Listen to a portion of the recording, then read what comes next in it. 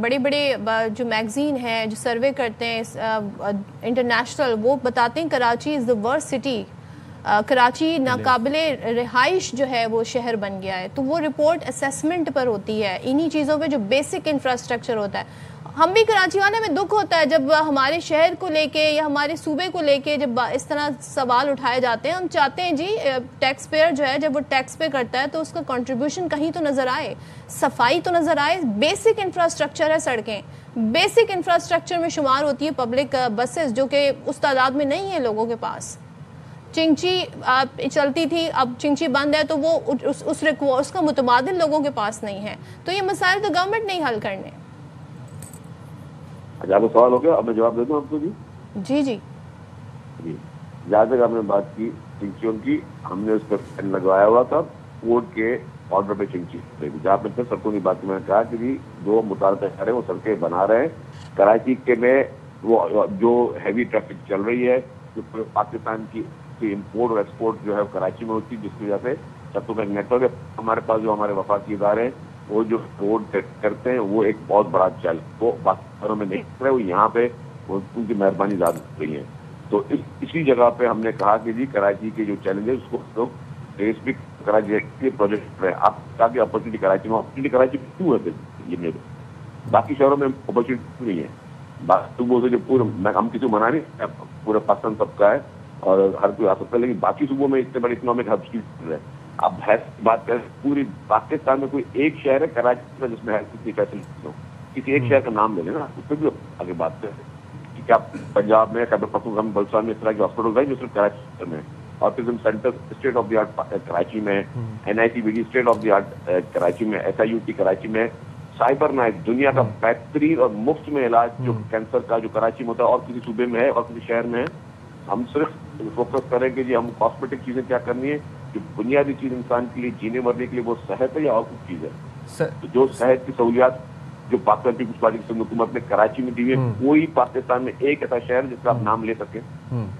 Sir सड़क जो है वो हमारी बेसिक इंफ्रास्ट्रक्चर में शामिल होती है, वो कोई कॉस्मेटिक इंफ्रास्ट्रक्चर नहीं है, कोई फैंसी चीज़ नहीं है, और वो हर पूरे कराची के शहरियों का वो बेसिक हक है। मरियम नवाज साहिबा बार बार एक बात करती है अपनी तकरीबों में, वो कहती हैं कि आपको अगर सड़क नहीं मिल रही, सड़क अच्छी नहीं मिल रही तो अपने हुक्मरानों से सवाल करें। कूड़ा नहीं उठ रहा, हुक्मरानों से सवाल करें। पानी नहीं मिल रहा तो हुक्मरानों से सवाल करें।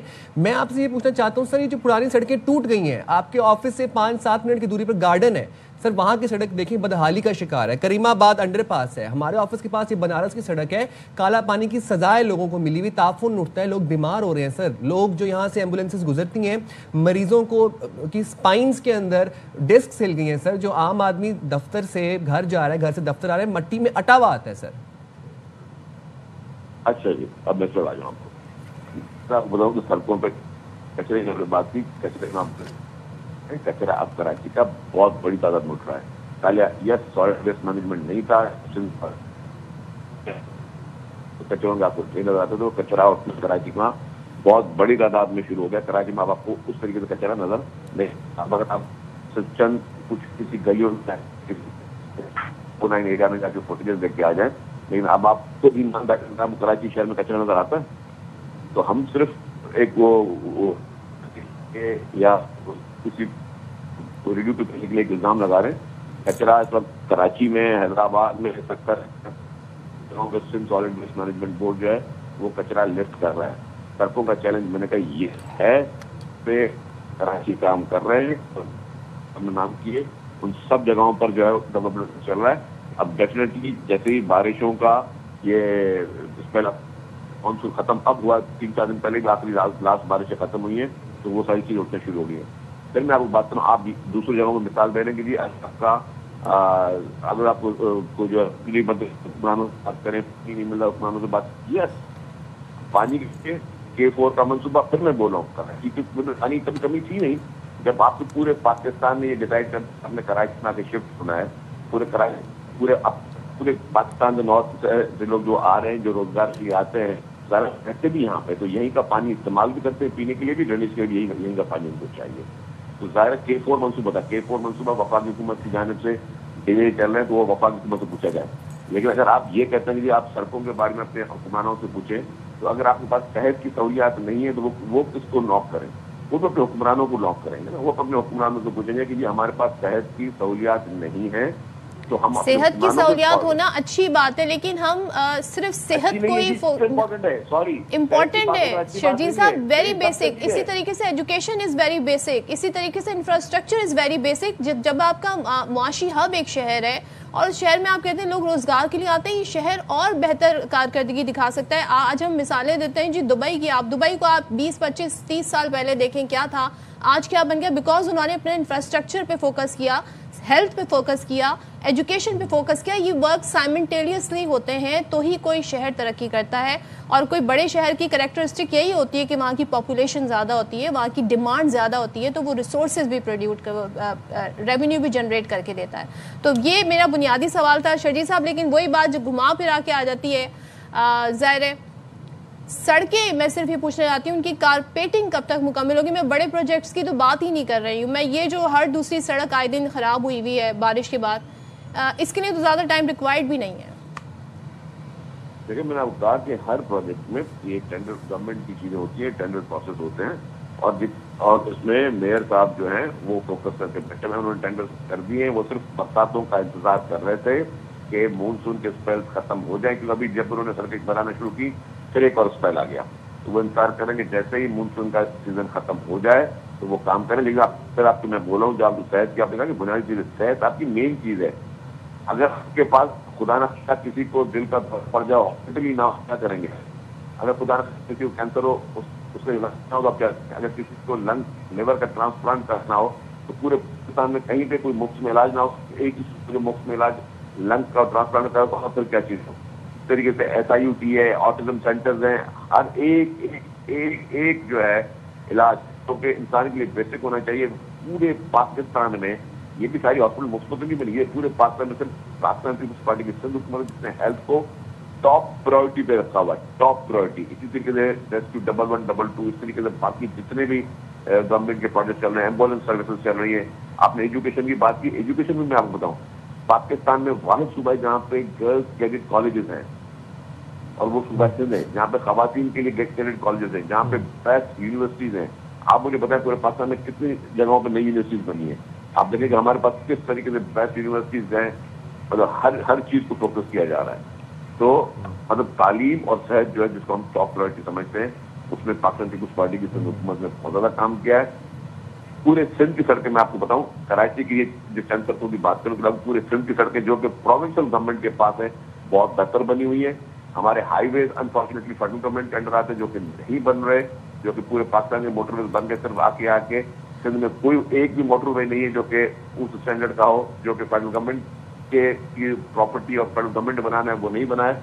बाकी हमारे प्रोविंशियल इंटर डिस्ट्रिक्ट रोड आप जाके देख लें, अभी पूरी टीम को बात जाके दिखा दें, अब बच्चे नजर आएंगे। अब इस पे तो फिर बात करें, अगर ये वफाक का मामला है तो आप एहतजाज करें, इस पर सवाल उठा सकते हैं। आपकी तो जाहिर है, आप लोग तो ये कह रहे हैं जब तक मरियम साहिबा माफ़ी नहीं मांगेंगी ऐवान में हम कानून साजी नहीं होने देंगे। बात यहाँ तक सिर्फ बयानात की वजह से पहुँच गई है, तो अवामी मसले पर भी आप बड़ी मौसर आवाज़ उठा सकते हैं अगर आप चाहें तो। देखिए जी, हमने मरियम साहिबा की माफ़ी की बात नहीं की, और हमारा ना ही किसी से लड़ाई है ना कुछ झगड़ा है। वो अपना काम करें, हम अपना काम करें। हमने जो वहाँ पे हमने सैलाब मुतासिरीन की हालत देखी है, उस पर हमें रंज है, उसमें हमें अफसोस है। आपको ये भी बताऊं कि अभी अपनी टॉपिक निकाला सैलाब मुतासिर। अब पता कि आप अभी की बात है, आपने दुबई की बातें की और बाकी शहरों की बातें की। मैं किसी एक शहर एक खत्ते की बात नहीं कर, दुनिया की तारीख का सबसे बड़े में बड़ा मंसूबा मुफ्त में घर देने का 21 लाख करोड़ का, और कोई मुल्क नहीं, किसी ने नहीं किया, पाकिस्तान पीपुल्स पार्टी की हुकूमत ने किया। दुनिया की तारीख का सबसे बड़ा मंसूबा। जब आप बाकी चीजों में कंपेरिजन करना अच्छी बात है, मैं किसी चीज का वो नहीं कर रहा, तो आपको ये भी फख्र के साथ कहना चाहिए कि हाँ, ये मेरा मुल्क है और ये मेरा सूबा है, और मेरे सूबे के ऊपर जैसे दुनिया की तारीख का सबसे बड़े में बड़ा हाउसिंग प्रोजेक्ट है, वो पीपुल्स हाउसिंग सेल के जरिए वो कर रहा है, बना रहा है, जिसमें से अभी तक कोई 7-7.5 लाख घर बन भी चुके हैं, और कितने कम अरसे में बने और किस तरीके से बने, दुनिया की तारीख सबसे। तो आप ये भी कंपेरिजन करें ना, और कोई ऐसी हुकूमत आई और कोई ऐसा मुल्क है जिस दुनिया में जो इस तरह का गरीब लोगों के लिए मुफ्त में घर बना के दे दें। तो सर मतलब एक आध महीने में सड़कें नहीं बन रही, मतलब आप यहाँ आपकी बात से हमें ये अखज़ कर रहे हैं कि ना नॉमन तेल होगा ना राधा नाचेगी।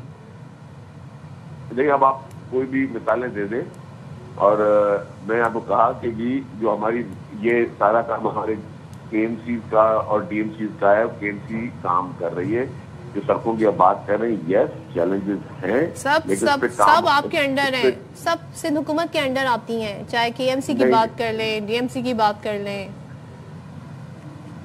देखिए जी, सिंध हुकूमत ये हमने कराए बलजाती इंतखाबात के बाद ये सारे नुमाइंदे, अब में सब हमारे इंडस्ट्री नहीं आती कि यहाँ पे टाउन्स है, टाउन में कहीं पे जमात इस्लामी की भी टाउन है, कहीं पीटीआई के टाउन है जहाँ पे उनकी हुकूमत है, तो सब इसको नहीं है प्रति कर दे। जो मेन आर्टरीज है वो केएमसी के अंदर आती है, बाकी आर्टरीज जो है वो मुख्तलिफ टाउन के अंदर आते हैं। उस टाउन में कुछ टाउन पीपुल्स पार्टी के पास है, कुछ जमात इस्लामी के पास है, कुछ टाउन पीटीआई के पास है। अच्छा शर्जील साहब, आपसे लास्ट सवाल, आपने कल ये सजेशन दिया कि मरियम साहिबा इस्तीफा दे दें। पहली बात तो ये कि वो फिर सवाल उठाएंगी कि मैं काम कर रही हूँ, अपने लोगों की खिदमत कर रही हूँ, तो मैं क्यों इस्तीफा दूं। बहरहाल आपने कहा कि इस्तीफा दे दें, यहाँ से किसकी डिमांड है, कौन इस्तीफा दे, किसके दरमियान मुकाबला हो जाए और किस शहर में हो जाए? देखिए, आपने बात मैंने ऐसे नहीं कहा, आप मेरी बात मैंने ये नहीं कहा वो इस्तीफा दें, मैंने कहा कि जी आप भले रहे एज ए चीफ मिनिस्टर भी रहे, आप एक कर सकते हैं कि जी आप 2 सीटों पे दोबारा इलेक्शन करा दें। मिलता अगर आप एक कंपैरिजन कर रहे थे ना कि जी पब्लिक किसके साथ है, तो छोटा कंपनी जिस चीज से वो कॉन्टेस्ट किया उन्होंने, वो दोबारा इलेक्शन करा लेते हैं, जहाँ मैंने कॉन्टेस्ट किया दोबारा इलेक्शन करा देते हैं। नहीं, मरियम नवाज वर्सेस किसका मुकाबला हो जाए? नहीं, वो अपनी सीट पे दोबारा अच्छी असेसमेंट कर लेना कि पब्लिक की पजीराई क्या है, और मैं अपनी सीट से छोड़ के खुद दोबारा इलेक्शन कराने में तैयार हूँ कि पता चल जाएगी कि मुझे पब्लिक पसंद करती है नहीं करती है। ठीक है, लास्ट चीज साहब, बस वाइंडिंग अप द कॉन्वर्सेशन, कल राना सनाउल्लाह साहब ने इस बात का इशारा दिया है कि मरियम नवाज साहिबा वज़ीर-ए-आज़म बनने की तैयारी कर रही हैं, और जिस दिन नवाज शरीफ साहब ने फैसला कर दिया और उस दिन शहबाज शरीफ साहब खुद वज़ीर-ए-आज़म की कुर्सी उनके कदमों में रखेंगे, तो आपने इसमें कहा कि लॉटरी बार बार नहीं खुलती। Sir comments please. जी मैंने कहा था सर, आपको लगता है कि मरियम नवाज साहिबा वज़ीर-ए-आज़म बनने के अहल नहीं है या नहीं बनेंगी? मैंने कभी नहीं कहा था, मैंने कभी किसी पे कोई पर्सनल कमेंट नहीं करता, कभी किसी पे जाती हमले नहीं करता, और एक इज्जत का रिश्ता है। और देखें, साथी हमारी मुखालफतें हैं, सियासी तौर पे हम हमारे नजरिए बिल्कुल डिफरेंट है, लेकिन मैं एल या ये ऐसा कभी किसी पे कोई जाती कमेंट नहीं करता। चलो ठीक है, thank you so much senior वजीर सिंध शर्जील राना मेमन हमारे साथ थे और बात कर रहे थे जी। अभी बात यही हो रही है, अब देखते हैं जी ये बयानात का सिलसिला कहाँ रुकता है।